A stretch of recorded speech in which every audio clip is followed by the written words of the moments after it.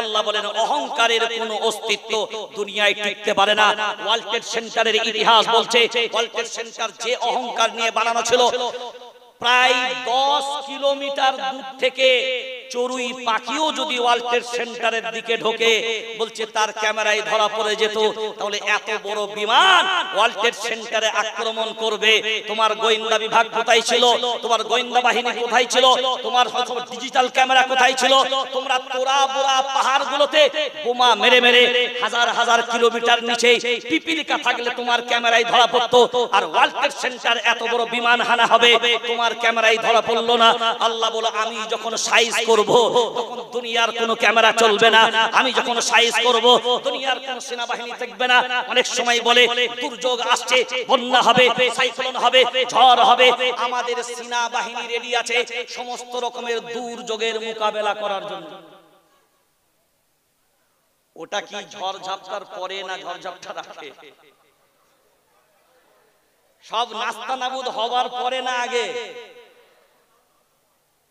কেউ কেউ বলছে মৃত্যুর সাথে পাঞ্জা লড়ছে, কিন্তু আমাদের সেনাবাহিনীরা তৈরি আছে। ওরে গাদা, মৃত্যুর সাথে কে পাঞ্জা লড়বে? কার ক্ষমতা, কার শক্তি আছে? মৃত্যুর সাথে পাঞ্জা লড়ার শক্তি কারো আছে না কারোর ক্ষমতা আছে? এখন বলেন টাইটানিক জাহাজ অহংকার ছিল পৃথিবীর, ধ্বংস না আছে? তাড়াতাড়ি বলেন কিসে ধ্বংস? মিসাইল দিয়ে, রণতরী দিয়ে, গ্রেনেড দিয়ে, বোমারু দিয়ে, মানব বোমা দিয়ে। আল্লাহ বলেন না, তোর অহংকার, তোদের অহংকার, যে পানির উপরে তোরা চলছিস আমি আল্লাহ ওই পানিকে হুকুম করব। আমি নমরুদের মতন ইন্টারন্যাশনাল বেঈমানকে ল্যাংড়া মশা দ্বারা সাইজ করেছি, তার বাহিনীকে আমি সাইজ করলাম। আব্রাহা বাদশার সৈন্যকে আমি আল্লাহ পাখির ঝাঁক দ্বারা ধ্বংস করেছিলাম। কি বাকি? আমাদের ধারণা অনেকের হলো আবাবিল পাখি দ্বারা, না। ওয়া আরসালা আলাইহিম তায়রান আবাবিল, তায়রুন মানে পাখি, আবাবিল মানে হলো ঝাঁকে ঝাঁকে পাখি আল্লাহ পাঠিয়েছিলেন। কি? ঝাঁকে ঝাঁকে পাখি দ্বারা আল্লাহ বাইতুল্লাহ রক্ষা করেছিলেন। আর আমরা মনে করি আবাবিল মানে যে পাখিগুলো হিফাজত করেছিল ওর নাম ছিল আবাবিল। হ্যাঁ, হতে পারে কোনো পাখির নাম আবাবিল, কিন্তু ওখানে যে পাখিগুলো ঝাঁকে ঝাঁকে হিফাজত করেছিল ওর অর্থে আবাবিল নয়। আবাবিল মানে হলো ঝাঁকে ঝাঁকে পাখি। আমাদের ভিতরে এটা অনেকের ভুল ধারণা আছে। এখন ভাবনা চিন্তা করে দেখেন, ওই পাখি দ্বারা আল্লাহ বাইতুল্লাহ রক্ষা করেছে। এখন বলেন সেই আল্লাহ আছে না নাই? নমরুদকে সাইজ করেছিলেন যে আল্লাহ, সে আল্লাহ নাই। একটু বয়স হয়েছে নাকি? ক্ষমতাটা কমেছে নাকি? নাউযুবিল্লাহ। না, যে পাওয়ার ছিল সে পাওয়ার এখনো আছে। কথা বল, যে বাবা এখনো আছে। এখন বলেন ফিরাউনকে সাইজ করলো কিসে? পানিতে। কিসে? ওই অহংকারীকে সাইজ করলো আল্লাহ সবথেকে বড় অহংকারী পানিতে। আর আমেরিকার সবথেকে বড় অহংকার ছিল টাইটানিক। আল্লাহ বলো সাইজ করব পানিতে। এ চল গভীর রাতে নিশ্চিন্তে ঘুমিয়ে যাও, টেনশন তোমার হবে না। মদ্যপান করে বিলাসবহুল জায়গা তারা যখন আরাম আয়েশের জন্য মৌজ করতে করতে যায়, আল্লাহ শুধু অর্ডার করলেন কুন ফায়াকুন, সঙ্গে সঙ্গে হয়ে গেল। আল্লাহ পানিদেরকে অর্ডার করলেন, পানি তোরা শুধু একবার জমে যা, একটা গোপন মিটিং করে নে, আর ছড়িয়ে ছিটিয়ে থাকবি না। হে পানি তোরা এক হয়ে যা। পানি যখন এক হয় তার নাম হয় বরফ। পানি যখন ছড়িয়ে ছিটিয়ে থাকে তখন হবে সে পানি। ওই পানি যখন থাকে লাথি মারবেন ছড়িয়ে যাবে, লাথি মারবেন ছিটকে যাবে, ঘুষি মারবেন ছিটকে যাবে। কিন্তু এই পানি যদি একবার জমাট হয়ে যায়, একতাবদ্ধ যদি হয়ে যায়, এ সলিমুদ্দিন লাথি মারলে পায়ের হাড় ভেঙে যাবে, হাত ঘুষি মারলে আঙুল ভেঙে যাবে। কারণ একবার চিন্তা করে দেখো, পানি যদি এক হলে তোমার আর হাতের ক্ষমতা নাই, পায়ের ক্ষমতা নাই। আল্লাহ বলেন তোর অহংকার এই পানি দ্বারাই আমি আল্লাহ শেষ করব। যে পানিতে তোর অহংকার ভাসিয়েছিলি প্রথম রাউন্ডেই আমার আল্লাহ বলেন, গভীর যখন রাত ঘন ঘন করে যখন আগিয়ে যায়, বরফের চাং যখন দাঁড়িয়ে গেল, নাবিক তখন হঠাৎ করে বলে কি ব্যাপার, একটা যেন কি আওয়াজ হলো। ভালো করে যখন দেখে বলে আর কোনো নিস্তার নাই। বলে কারণটা কোথায়? বলে বরফের পাহাড়ে ধাক্কা লেগেছে। এত তোদের ক্যামেরা, এত তোদের উন্নত মানের নাবিক, এত তোদের সিকিউরিটি, তারপরেও বরফের চ্যাং তোদের ক্যামেরায় ধরা পড়লো না। আমার আল্লাহ বলেন অহংকার রাখবো না, অহংকার থাকবে না। বাস ধুলিস্বাদ টাইটানিক যত গুণ ছিল সব গুণই গেল। এখন আপনি বলবেন আমরা বই দেখেছি, ওতে তো একজন নায়ক আর নায়িকা বেঁচে গেল, ওইটা তো শুটিং করেছিল বেটা। ওর ভিতরে যারা ছিল সবগুলোই তলাতে গেল, উপরে কাউকে খুঁজে পাওয়া গেল না। বলো, যেটা দুনিয়াতে আপনি দেখেছেন ওটা শুটিং করে তৈরি করা হয়েছে, ওর ভিতরে কেউ ছিল না। আল্লাহ অহংকার চূর্ণ করে দিলেন। এখন বিনয়ের সাথে ভাবনা চিন্তা করে দেখেন, ওয়ার্ল্ড ট্রেড সেন্টার গবেষণাকারী যারা, তারা বলছে আমরা অবাক, কারণ যে জায়গায় ওয়ার্ল্ড ট্রেড সেন্টারে বিমান আক্রমণ করেছে ওই জায়গাটা ধ্বংস হোক, উপরের তালাগুলো ধ্বংস হোক, কিন্তু ওর গোড়া এমন পাত দিয়ে বানানো, বলছে যত দূর পর্যন্ত ওয়ার্ল্ড ট্রেড সেন্টারের শিকড় ছিল তত দূর পর্যন্ত তাসের ঘরের মতন সব পুড়ে ছাই হয়ে গেল।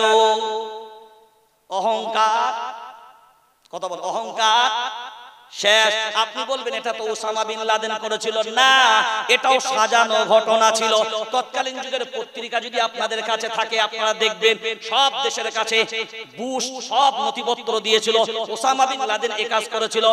মোল্লা ওমর বললেন আমার দেশে বসে ওসামা বিন লাদেন এই ঘটনা ঘটিয়েছে, তার তথ্য আমি রাষ্ট্রপতি আমার হাতেও দেওয়া লাগবে। আমেরিকার দাদাবাবু বলল না, সব দেশে তথ্য দেব, তোরা তো মোল্লার দল, তোদের হাতে তথ্য দেওয়া যাবে না, শুধু বলবো আর মেনে নিতে হবে। মোল্লা ওমর বললেন আমরা তো তার উম্মত, আমরা তো তার অনুসারী। সিদ্দিকে আকবর, মক্কার সব বেঈমানরা যখন মায়ার নবী মদিনাওয়ালাকে হত্যার ষড়যন্ত্র রচে দিলেন, মায়ার নবী মদিনাওয়ালা হযরত আলীকে বললেন আমার বিছানায় তোমাকে শোয়া লাগবে। কোনো প্রশ্ন ছিল না, কোনো জিজ্ঞাসা ছিল না কিসের কারণে কেন শুভ। তিনি জানতেন যে ওই যে জায়গাটায় আমি ঘুমাবো ওটাই মক্কার বেঈমানরা আক্রমণ চালাবে। সিদ্দিক আকবরকে বললেন আপনি আমার সাথী হবেন। আবু বকর সিদ্দিকের কোনো প্রশ্ন ছিল না, সাথী যখন আল্লাহর নবী বলেছেন, জানে আমার রাসূলের সাথী হয়ে যখন যাব হয়তো মক্কার বেঈমানদের আক্রমণে পড়ব, তারপরেও না। মোল্লা ওমর বললেন আমার রাসূলের আদর্শ, আমার সাহাবায়ে কেরামের জামাতের আদর্শ আমাদের ভিতরে আছে। আমরা নিরীহ, তথ্য প্রমাণ সঠিক না হওয়া পর্যন্ত আমরা কাউকে তুলে দিতে পারি না। আর তৎকালীন যুগের যদি পত্রিকা থাকে আপনারা তুলে দেখবেন, নিউজগুলো তৎকালীন সময়ে থাকবেন।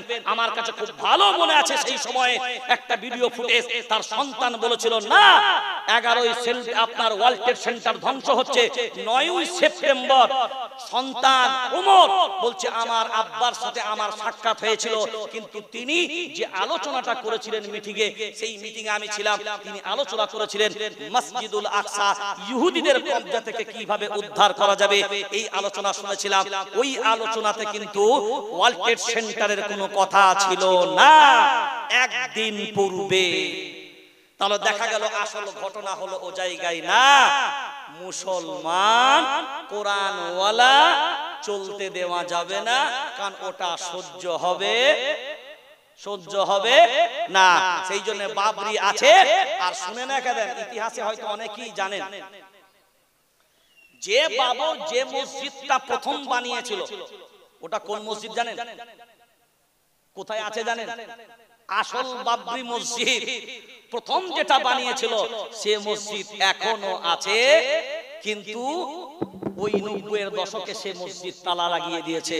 সেটা হলো পানিপথের যুদ্ধে যখন বাবর ইব্রাহিমকে পরাজিত করে যখন প্রথম জয়ী হয়, তখন তার স্ত্রীর নামে যে মসজিদটা হরিয়ানা রাজ্যে পানিপথ শহরের মাঝখানে একটা বাজার আছে, বাজারের ভিতরে ওই মসজিদটা পাবেন।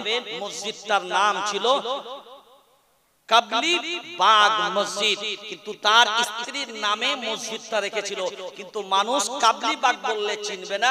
এলাকার মানুষকে যদি বলেন বাবরি মসজিদ, এখনো পর্যন্ত পানিপথে গেলে এখনো পর্যন্ত মানুষ দেখিয়ে দিবে এই মসজিদটা নির্মাণ হয়েছিল 1524-25 আপনার 24 খ্রিস্টাব্দে, অর্থাৎ 26 খ্রিস্টাব্দে। তাহলে 26 মানে 28, 29 খ্রিস্টাব্দে এই বাবরি মসজিদ।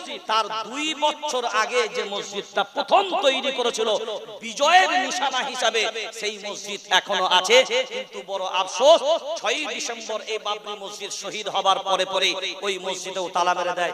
এটা একটা বড় চক্রান্তের বেড়াজালে মুসলমানকে দাঁড় করিয়ে রাখা হয়েছে। এখন ভারতবর্ষের মুসলমান যে জায়গায় দাঁড়িয়ে আছেন তার কলিজায় ধাপ দেন। এ এমন একটা চক্রান্ত, অন্যের জায়গায় কোন ধর্ম স্থান টিকতে পারে না। কারণ আপনারা জানেন ভারতবর্ষের 4 জন মহা পণ্ডিত তারা বলেছে না, ওখানে যে জায়গাটায় এই মুহূর্তে অবস্থা ওখানে হতে পারে না। তাই আমরা এটা স্বীকৃতি দেব না, এটা যেতেও পারি না।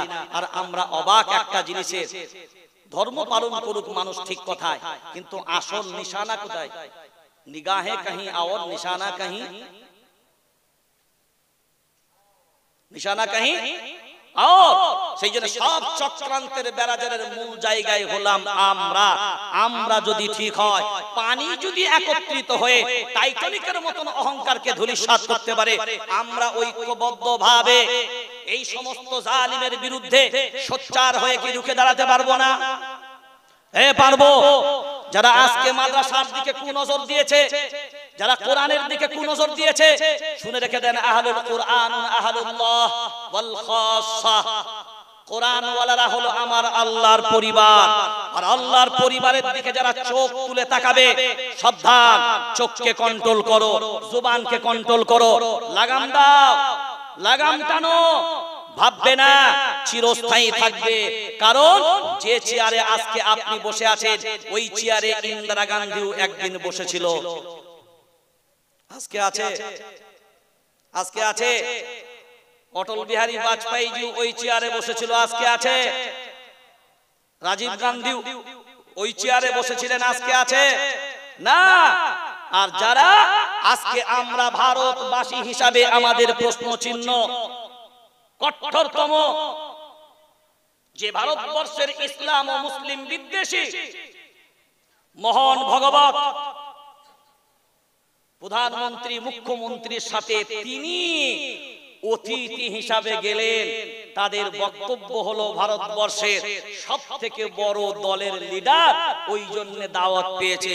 তো ভারতবর্ষের সবথেকে বড় লিডার যদি ভারতবাসী হিসাবে নাও, সারা দুনিয়ার জমিনে সবথেকে বড় যদি কোনো সংগঠন বলো, সেটা হলো উলামায়ে কেরামদের সংগঠন, সেটা উলামায়ে কেরামদের জামাত। এখন এইটা করার কারণটা কি? সমস্ত এক শ্রেণীর মানুষদের মুভমেন্টটাকে 2024 ইলেকশন, ওই ইলেকশনের মুভমেন্টটাকে ঘোরানোর জন্য তারা হুড়ো করে দেশের মাটিতে এমন একটা সাজিয়ে দাও। আপনাদের কাছে একটা জিনিস বলে রাখি, কিয়ামত পর্যন্ত মুসলমান বুক ফুলিয়ে বলবে, যেটা করেছো আমার বাপের জায়গায় করেছো, তোমার জায়গায় না। সেই জন্য এখানে যতজন মানুষ আছে, কোরআনের পক্ষে থাকবেন না বিপক্ষে? তাড়াতাড়ি বলেন, জোরে বলেন। কোরআনের পক্ষে। তো কোরআনের পক্ষে যদি আমরা থাকি, কোরআনের পক্ষে থাকার জন্য যা যা করা লাগবে করতে পারবো ইনশাআল্লাহ? পারবো সবাই? তাহলে একটা জিনিস শুরু করার আগে আপনি জেনে রেখে দেন, কোরআনুল কারীম যেমন আমাদের সংবিধান, আমরা যেমন তার অনুসারী, তাকে অনুসরণ করে যেমন আমরা চলি, ভারতবাসী যারা হবে এই সংবিধানকে ফলো করে তাকে চলা লাগবে। কারণ এর ভিতরেই ভারতের আইন সীমাবদ্ধ। এখন ভাবনা চিন্তা করে এই জায়গায় যদি দেখি, সংবিধান এর অধিকার দিয়েছে প্রত্যেকটা ধর্ম স্থান তাদের নিজের নিজের মতে ধর্ম স্থান পরিচালনা করতে পারবে। এটা ভারতবর্ষের সংবিধান অধিকার দিয়েছে। আমার মাদ্রাসা কেমন চালাবো তোমাকে আমাকে শেখাতে হবে না, আমার মসজিদ কেমন চালাবো তোমাকে আমাকে শেখাতে হবে না। কারণ আমরা এমন একটা দেশে বাস করছি, অন্যান্য দেশের মানুষ বলছে হায় আফসোস, কখনো বলছে বাসন বাজা, বলছে করোনা পালাবো, কি বাজি, কখনো বলছে দিয়া জ্বালা, আবার কখনো বলছে মোবাইলের টর্চ আর টর্চ জ্বালা অন্ধকার দূর হবে। হায় রে আফসোস, এ যত টর্চ জ্বালাবি এ আজীব আজীব তামাশা ভারতবর্ষের জমিনে জুড়েছে। আমাকে একবার একজন সাংবাদিক, কি সিআইটি সম্ভবত টিভি চ্যানেল, একবার আমাকে ফোন লাগিয়েছে। ফোন লাগিয়ে সাংবাদিক ডাইরেক্ট টিভিতে আছে, তো আমাকে ফোনটা লাগিয়েছে, তখন নতুন নতুন। তো ফোন করি বলে হ্যাঁ স্যার কে বলছেন? আমি বললাম আমি সিদ্দিকুল্লাহ বলছি। হ্যাঁ বলুন স্যার আপনার মত। তো আমি বললাম ভারতবর্ষ একটা ধর্মনিরপেক্ষ গণতান্ত্রিক রাষ্ট্র, এবং এই ধর্মনিরপেক্ষ রাষ্ট্রে সব থেকে বড় লজ্জা আমাদের কাছে এটাই যে আমরা ওনার মতন একজন মানুষকে প্রধানমন্ত্রী পেয়েছি। ভারতবর্ষ হলো একটা পরিবার, আর এর মাথার উপরে যারা থাকবে, কারণ দেশের যিনি প্রধানমন্ত্রী তিনি বিজেপির প্রধানমন্ত্রী নন, আরএসএস এর প্রধানমন্ত্রী নয়, বিশ্ব হিন্দু পরিষদের প্রধানমন্ত্রী নন, তিনি হলেন ভারতবর্ষের প্রধানমন্ত্রী। আর আমরা কি কথা বলেন, আমরা কি ভারতবাসী আজকে কোটি কোটি টাকা ওখানে খরচ করছেন জীবন প্রতিষ্ঠিত করার জন্য। ট্রেনের প্ল্যাটফর্ম গণে আপনার নজর পড়ে না? কত গরিব শীতের সময় কাতরায়, পরনে একটা জামা নাই, পরনে একটা কাপড় নাই। এরা কি আপনার পূজারী নয়? এরা কি আপনার অনুসারী নয়? এরা কি আপনার দেশের নাগরিক নয়? এই সংবিধান যেদিনকে প্রতিষ্ঠিত হয় 26শে জানুয়ারি রাত্রি 12টা বেজে গেছে, এখন আমি বুক ফুলিয়ে বলতে পারি সংবিধান রচনাকারীর দিন এই সংবিধান এই অধিকার দিয়েছিল দেশের প্রধানমন্ত্রীর যা মর্যাদা যা সম্মান আছে, যে অধিকার এই দেশের মাটিতে আছে, একজন ভ্যান চালক, রিকশা চালক, একজন ফকির, একজন মুচি, একজন ডোম, তারও সমান অধিকার আছে। এটা দেশের যারা রক্ষক হবে এটা তাদেরকে দিতে হবে, তারা বাধ্য। আর সংবিধানের এই অধিকার নেই তারা ক্ষমতায় আসে যে যা লিপিবদ্ধ হয়েছে অক্ষরে অক্ষরে পালন করিব, এই প্রতিশ্রুতি দেওয়ার পরে শপথ বাক্য পাঠ করানো হয়। আর চেয়ারে বসে গেলে বাবুরা সব ভুলে যান, কোটি কোটি টাকা যেখানে খরচ করলেন দেশের গরিব আজকে তারা বুঝবে কি করে বেকারত্বের জাম কি, বেকারত্বের দূর করার প্রয়োজন কি?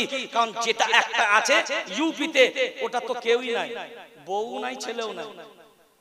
আর দিল্লিতে যেটা আছে বউ আছে কিন্তু রাস্তায় ছেড়ে দিয়েছে, তো ছেলেও নাই।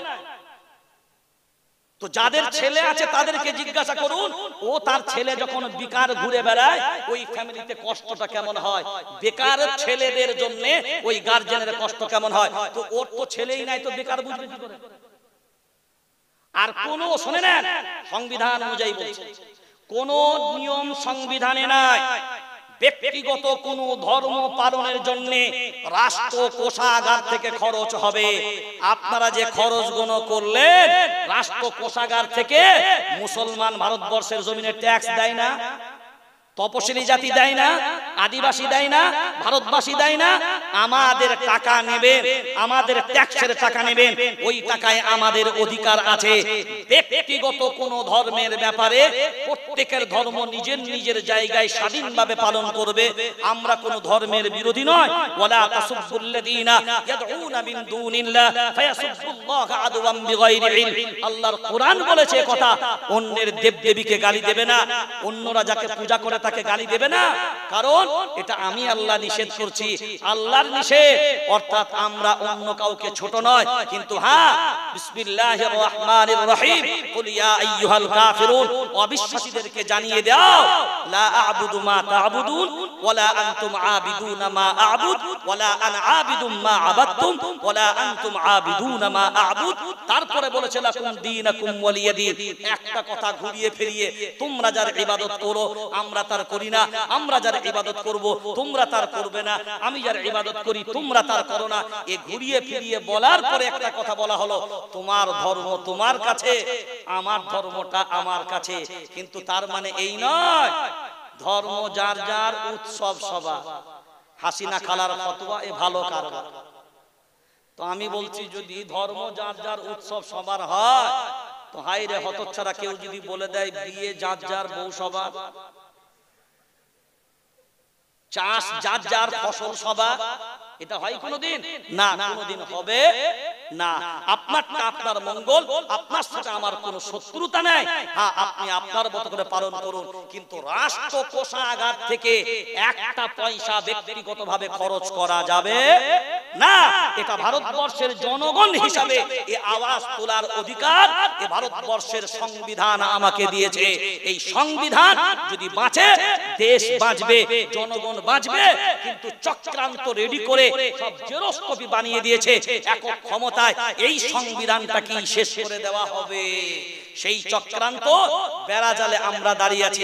আমি অনুরোধ করে বলবো, পানি যদি এক হয়ে বরফের চ্যাং হয়ে টাইটানিকের মতন অহংকারকে ধূলিসাৎ করতে পারে, ভারতবর্ষের মুসলমান দল বুঝি না, মত বুঝি না, পথ বুঝি না, সব ভুলে যাও। রব তোমার এক, কালিমা তোমার এক, কোরআন তোমার এক, ধর্ম তোমার এক, জাতি তুমি এক, উম্মত তুমি এক, কিবলা তোমার এক, কিতাব তোমার এক। এই একত্বের পরিচয় সামনে রেখে আল কুফরু বিল্লাতুন ওয়াহিদা, পৃথিবীর বেঈমানগণ ইউনাইটেড। অথচ তুমি ভাবনা চিন্তা করে দেখো, আল মুমিনুনা কাল জাসাদিল ওয়াহিদ, তোমরা একটা দেহের মতন ছিলে, বডির মতন ছিলে, কিন্তু তোমরা আজকে খণ্ড বিখণ্ড। আমরা যদি এক হতে পারি, কোরআনের জন্য রুখে দাঁড়াবো, এক হয়ে দাঁড়াবো, হকের জন্য দাঁড়াবো, এক হয়ে দাঁড়াবো, মসজিদের জন্য দাঁড়াবো, এক হয়ে দাঁড়াবো, কোরআন ওয়ালাদের জন্য দাঁড়াবো, এক হয়ে দাঁড়াবো। দল থাকবে না, মত থাকবে না, পথ থাকবে না, কালার থাকবে না। বলুন এক যদি হতে পারি, ওয়ালা তানাযাউ ফাতাফশালু ওয়া তাযহাবা রিহুকুম ওয়াসবিরু, তোমরা নিজেদের ভিতরে বিচ্ছিন্ন হবে না, কারণ তোমরা যদি বিচ্ছিন্ন হও সহজেই পরাজিত হবে। আজ পানি একত্রিত হয়ে লাভবান হলো, পৃথিবীর অহংকারকে ধূলিসাৎ করলো। আমরা ভারতবর্ষের 40 কোটি জনসংখ্যা মুসলমান যদি ইমানের জায়গায় দাঁড়াতে পারি, ইমানের শক্তি যদি সঞ্চয় করতে পারি, ঐক্যবদ্ধভাবে যদি রুখে দাঁড়ায়, বলেন এই ভারতবর্ষের জমিন থেকে ইংরেজ শাসকদেরকে সারা দুনিয়ার জমিনে যাদের ক্ষমতার মাঝখানে সূর্য ডুবতো না, এই ভারতবর্ষের জমিন থেকে 7 সমুদ্র পার হতে বাধ্য হয়েছিল এই দাড়িওয়ালা টুপিওয়ালাদের ভুলের শক্তির কারণে। কারণ এখনকার যুগে এই জন্য ইতিহাস মুছে দিতে চাচ্ছে। আজকে টাকার মাঝখানে দেখবেন এমন দিন আসবে, আল্লাহ না করুক, ওই টাকার ভিতরে হয়তো দেখা যাবে লাল কিল্লার ছবি উঠে গেছে, আর 22 জানুয়ারি যেটা প্রতিষ্ঠিত হয়েছে তার ছবিটা অ্যাড হয়েছে। হয়তো এমন দিন দেখা যাবে, কারণ গান্ধীজির হত্যাকারী যে ছিল সে কট্টর আরএসএস এর সদস্য ছিল, নাথুরাম গডসে। এখন তারাই যদি আজকে এর সম্মান করে, হয়তো এমন হবে গান্ধীজির ছবি সরিয়ে দিবে, অন্যের ছবি লাগিয়ে দিবে। এই সব চক্রান্ত হতে পারে, আল্লাহ না করুক। এখন থেকে সোচ্চার হন, এখন থেকে মজবুত করুন। সেই মজবুতির একটাই মেন কারণ হলো, আমার পরিবারে, আমার ফ্যামিলিতে ইহুদিবাদী হবে না, আমার ফ্যামিলিতে খ্রিস্টানবাদী হবে না, আমার ফ্যামিলিতে অন্যবাদী হবে না, আমার ফ্যামিলি ইসলামওয়ালা হলে আমার ফ্যামিলি চলবে, আমার পরিবার চলবে সম্পূর্ণ ইসলামের তারবিয়াতের উপর চলবে। ইয়া আইয়ুহাল্লাযীনা আমানু দুখুলু ফিস সিলমি কাফা, হে ঈমানওয়ালারা, তোমরা যদি আসতে চাও ইসলামের ভিতরে 99% নয়, 90% নয়, 50% নয়, পরিপূর্ণ রূপে ঢুকে যাও। হে মুসলমান সুদের পিছনে ছুটেছো, হে মুসলমান মদের পিছনে ছুটেছো, হে মুসলমান জুয়ার পিছনে ছুটেছো। এই জন্য আজকে হাত তোলো। তোমার পরিবারে দিন নেই, তোমার ভিতরে দিন নাই, তোমার ঘরের ভিতরে দিন নাই, তোমার মহল্লায় দিন নাই, দিন বিদায় হয়ে গেছে। ইল্লা তানফিরু ইউআযিবুকুম আযাবান আলীমা ওয়া ইস্তাবদিল কওমান গায়রাকুম ওয়া লা তাদুররুনাহু শাইআ। তুমি যখন দিন ভুলে যাবে, তোমার কাছ থেকে দিন বিদায় নেবে, হাত গুটিয়ে বসে থাকবে। হায়রে মুসলমান, যার কাছে দিন আশা করছো, যেখানে দিন আশা করছো, মদের ভাটিতে দিন নাই, জুয়ার আড্ডায় দিন নাই, তাসের আড্ডায় দিন নাই, কিন্তু মুসলমান সেখানে দিন খোঁজো। মসজিদে দিন খুঁজতে যাও না, মাদ্রাসায় দিন খুঁজতে যাও না, উলামাদের কাছে দিন খুঁজতে যাও না, দিনের জায়গায় গিয়ে দিন খুঁজতে যাও না। যে জায়গায় দিন পাওয়া যায় না সেখানে গিয়ে আমরা দিন খুঁজতে যাই। এটাই তো আমাদের জন্য বড় আফসোস। আজ ইমানের জায়গায় যদি দাঁড়াতে পারতাম, যালিকা বিআন্নাল্লাহ মাওলাল্লাযীনা আমানু ওয়া আন্নাল কাফিরিনা লা মাওলা লাহুম। আল্লাহ বলছেন এ কথা আমার, এ ওয়াদা আমার, এ আমি আল্লাহ বলেছি। ঈমানওয়ালাদের গার্জিয়ান সারা পৃথিবীর কোনো শক্তি নয়। ঈমানওয়ালাদের গার্জিয়ানের নাম হলো, জোরসে বলো, ওই জন্য বুক ফুলিয়ে বলবেন, তেরে সাথ তেরা রব नहीं मगर मेरे साथ मेरा, जोर से बोलो ना, मेरे साथ मेरा रब है। तो जिसके साथ उसका रब है उसका टेंशन लेने की जरूरत, जोर से बोलो, नहीं है। এখন এই জায়গায় দাঁড়িয়ে এক হতে পারবো ইনশাআল্লাহ, ঐক্যবদ্ধ হতে পারবো। তাহলে ঐক্যবদ্ধ হতে যখন পারবো এটা প্রতিশ্রুতি দিচ্ছি, কোরআনের পক্ষে দাঁড়াবো না বিপক্ষে দাঁড়াবো? কথা বলে না, কোরআনের পক্ষে না বিপক্ষে? পক্ষে। তো কোরআনের পক্ষে যদি দাঁড়াতে চায়, কোরআন ওয়ালাদের সাথে থাকা চায়, কোরআন ওয়ালাদের সাথে কথা বলে না, কোরআন ওয়ালাদের সাথে থাকা চায়। আপনারা আসাম নিশ্চয়ই গেছেন, বুলডোজার চলেছে মাদ্রাসায়। এখন এক শ্রেণীর মানুষ উঠে পড়ে লেগেছে মাদ্রাসাগুলোকে শেষ করবে। খুব বুঝে সুঝে মাদ্রাসাওয়ালারা যারা আছেন, অনুদান যখন নেবেন, খুব বুঝে সুঝে তাহকিক করে নেবেন। বহু চক্রান্তের বেড়াজালে ফাঁসানোর চক্রান্ত চলছে, বহু তথ্য আপনাকে ওপেন ক্যামেরায় বললাম না, বহু চক্রান্ত ভিতর থেকে চলছে। যেহেতু আমরা সব ডিপার্টমেন্টে সব দপ্তরের সাথে আমাদের সম্পর্ক রাখার কারণে এগুলো আমরা জানতে পারি। সেই জন্য খুব সতর্কতার সাথে, শুধু টাকা আসলেই নেবেন তা নয়, অনুদান আসলেই নেবেন তা নয়, ভেবে নিতে হবে। মানুষের সাথে সম্পর্ক বুঝে নেবেন, দেখে নেবেন, চিনে নেবেন। এবং 2024 এখান থেকে আজকে প্রতিজ্ঞা করে যান, ইনশাআল্লাহ আমরা নিজেদের ভিতরে গাদ্দারি অন্তত করব না। কথা বলেন, গাদ্দারি করব না। অনেকে মনে মনে ভাববেন মথুরার ঈদগাহে হাইকোর্ট অর্ডার দিয়েছিল খনন করার, চেকিং করার, সুপ্রিম কোর্ট স্থগিত করে দিয়েছে, ক্যান্সেল বানচাল করেনি। সময় সাপেক্ষ, এখন দেখছে একচোটে ধাক্কা দেব না, সময়ে এটা নেব, এখন না। সেই জন্য আমাদের একতার প্রয়োজন, ভরসার প্রয়োজন। আর ভরসাটা কার উপরে হবে? জোরে বলেন। তাহলে সব মালিককে মনে পড়ছে না, ভুলে গেছেন? সবের মালিক, টাকার মালিক, দেনেওয়ালার মালিক আপনি। জোরে বলেন না, আপনি। জোরসে আপনি। টাকা, টাকা, বিবি, বিবি আপনার। টাকা, মাল আল্লাহ, জাহান আল্লাহ, এ বিশ্ব আল্লাহ। এখন আল্লাহর দেওয়া সম্পদ আল্লাহর রাস্তায় দিতে কোনো বাধা আছে? কার কার বাধা আছে তিনি হাত তুলবেন। যার যার বাধা আছে তিনি হাত তুলবেন। আছে বাধা কারো? আছে? নাই। তাহলে এখান থেকে আজকের শিক্ষা, এখান থেকে আজকে যেটা নিয়ে যাবেন সেটা আস্থা নিয়ে নয়, কারোর ভরসা নিয়ে নয়। বুক ফুলিয়ে যান। আপনি আপনার জায়গাতে মাবরির কথা বললে সুপ্রিম কোর্টের আইনের বিরুদ্ধে আপনি জাননি, এটা নিশ্চিন্তে থাকেন। আর যে জায়গাটা, সেই জায়গাটা এখনো পর্যন্ত আছে, আর ওটা কিয়ামত পর্যন্ত থাকবে। আর ইনশাআল্লাহ আমাদের দৃঢ় বিশ্বাস, কিয়ামতের ময়দানে বাবরি মসজিদ তার আপন সূরত নিয়ে, চেহারা নিয়ে আমার রবের সামনে উঠবে ইনশাআল্লাহ।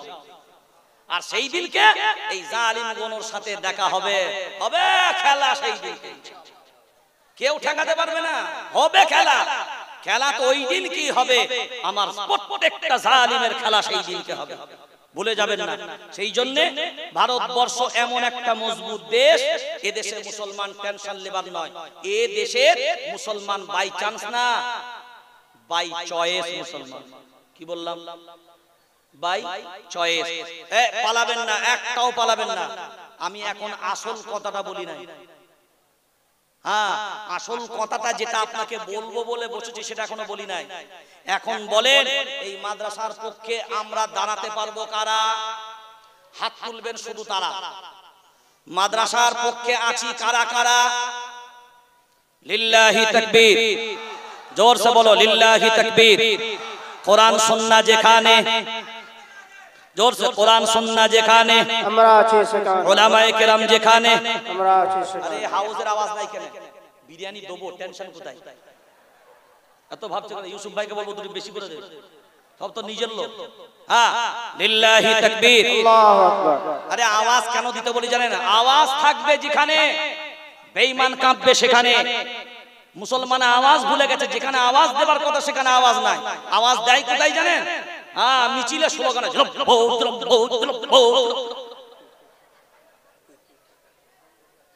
আরে বাঘের বাচ্চার মতন আওয়াজ দেন। হ্যাঁ, আপনার হুঙ্কার বাতিলকে একবার নয় 10 বার ভাবাবে।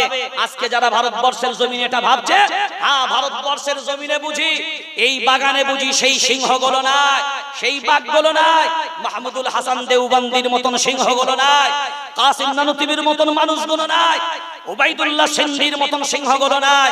কিন্তু তারা ভুলে গেছে সেই বাঘগুলি নেই, সেই সিংহগুলি নেই। কিন্তু এখন যেগুলো আছে ওই সিংহেরই বাচ্চাগুলো বেঁচে আছে। আর বড় সাপের থেকে ছানা সাপের বিষ বেশি।